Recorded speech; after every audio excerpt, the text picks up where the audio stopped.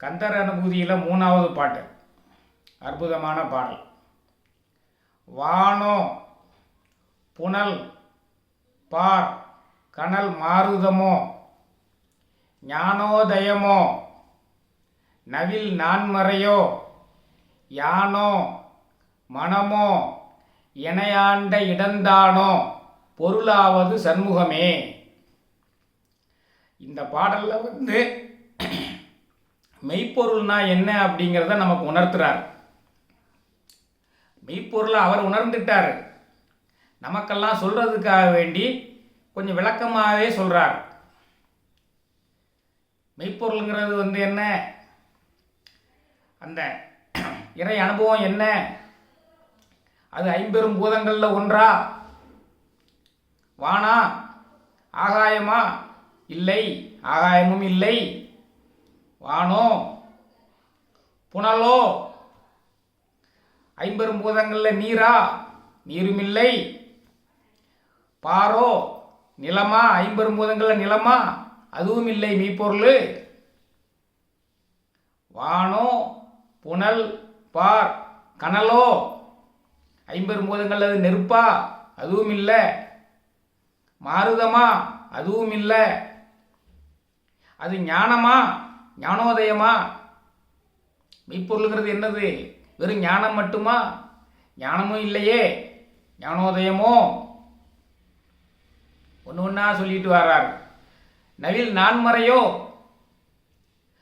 4 வேதங்கள் தான் அந்த மெய்ப்பொருளா? உண்மையான பொருள் அந்த 4 வேதங்கள் தானா? அதோட முடிஞ்சு போச்சா? ரிக்கேஜூர் சாம அதர்வண வேதம் மட்டும்தானா? இல்லையே. யானோ என்னுடைய ஆன்மாதான் மெய்ப்பொருளா? அதுவும் இல்லையே. மனமா? என்னுடைய மனம்தான் மெய்ப்பொருளா? அதுவும் இல்லையே. என்னை ஆண்ட இடந்தானோ?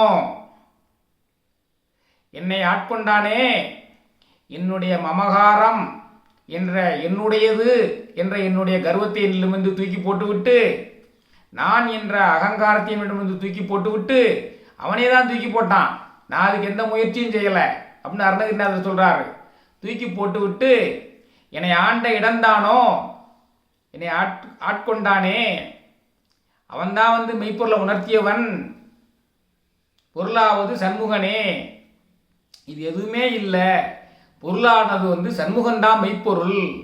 அவன்தான் என்னை ஆட்கொண்டு கோபுரத்தின் உச்சியிலிருந்து நான் விழும்பொழுது என்னை அப்படியே அருணகிரியே நில் என்று தாங்கி பிடித்து வேல் நாளில் சரவணபவா என்று என் நாக்கில் எழுதி என்னை அருளாளராக மாற்றி இத்தகைய அருள் பாக்களையெல்லாம் பாட வைத்தவன் அவனல்லவோ. அப்படி அவன்தானே மெய்ப்பொருள். சண்முகன் தான் மெய்ப்பொருள். அந்த மெய்ப்பொருளுங்கிறத நீங்கள்லாம் உணர்ந்து கொள்ளுங்கள். பொருள் அல்லவற்றை பொருள் என்று ஒன்று மருளானாம் மாலா பிறப்புன்னு சொல்லி வள்ளுவர் சொல்றாரு.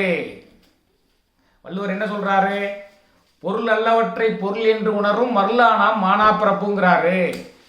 ஆக உண்மையான பொருள் இதுங்கிறத நான் உங்களுக்கு சுட்டி காட்டிட்டேன். மற்ற புறப்பொருள்கள் மேலே நீங்கள் நாட்டத்தை செலுத்தாதீங்க. மெய்ப்பொருளாவது சண்முகனே. அது 50 பூதங்களில் தனித்தனியான ஒன்றும் கிடையாது. 50 பூதங்கள் சேர்ந்ததும் கிடையாது. வெறும் ஞானம் மட்டுமே மெய்ப்பொருள் கிடையாது. 4 வேதங்கள் மட்டுமே மெய்ப்பொருள் கிடையாது. நம்மளுடைய ஆன்மா மட்டுமே மெய்ப்பொருள் கிடையாது. நம்மளுடைய மனம் மட்டுமே மெய்ப்பொருள் கிடையாது. அந்த மெய்ப்பொருளே சண்முகன் தான். சண்முகம் என்பது சிவனுடைய வடிவந்தான். சிவனுடைய நெற்றிக்கண்ணிலிருந்து அவன் தோன்றியவன். சிவனே ஆகாய வடிவத்தில் உள்ளவன். அதான் சிதம்பர ரகசியங்கிறது. எங்கும் வியாபித்திருக்கக்கூடியவன். இப்போ 50 பூதங்களில் ஆகாயத்துடைய தத்துவமாகவும் அனைத்தும் சேர்ந்தது. பிறகு தீப்பொறி நெருப்பு. முதல்ல வாயு பகவான் தான் ஏந்தி கொண்டு வந்தார். அவனால் தாங்கி கொண்டு வர முடியலன்னு சொல்லி கங்காதேவியை கொண்டு வர சொன்னார். அதனால தான் காங்கேயன். அதுக்கு பிறகு சரவண பொய்யில் வளர்ந்தான். நிலத்தில் பார்வதி தேவி கட்டி அணைச்சா. அப்போ 50 பூதங்களின் கலவை. அது மட்டுமா? அவன் ஞான வேலை உடையவன். அது மட்டுமா? அவன் வேதங்களை எல்லாம் பிரம்மனுக்கு உயர்த்தியவன். அது மட்டுமா? இன்னும் நாம் அறிய வேண்டியது எத்தனையோ அவனிடம் இருக்கின்றன. எனக்கு அதை அறிவித்தான் அப்படின்னு சொல்லி அருணகிரிநாதர் சொல்றாரு. எனக்கு அதை அறிவித்தான். அப்போ அந்த மெய்ப்பொருளே சண்முகன்தான் அப்படின்னு சொல்றாரு. பொருள் அல்லாவற்றை பொருள் என்று உணரும் மருளானா மானா பரப்புன்னு தான் திருக்குறள் சொல்லுது. உண்மையான பொருள் என்பதை கண்டுபிடியுங்கள். அதை நான் கண்டுபிடித்துக் கொண்டேன். நீங்களும் உங்களுடைய முயற்சினால் கண்டறிந்தால் தான் இந்த மெய்ப்பொருளை உணர முடியுங்கிறது இந்த பாடலுடைய சாராம்சம்.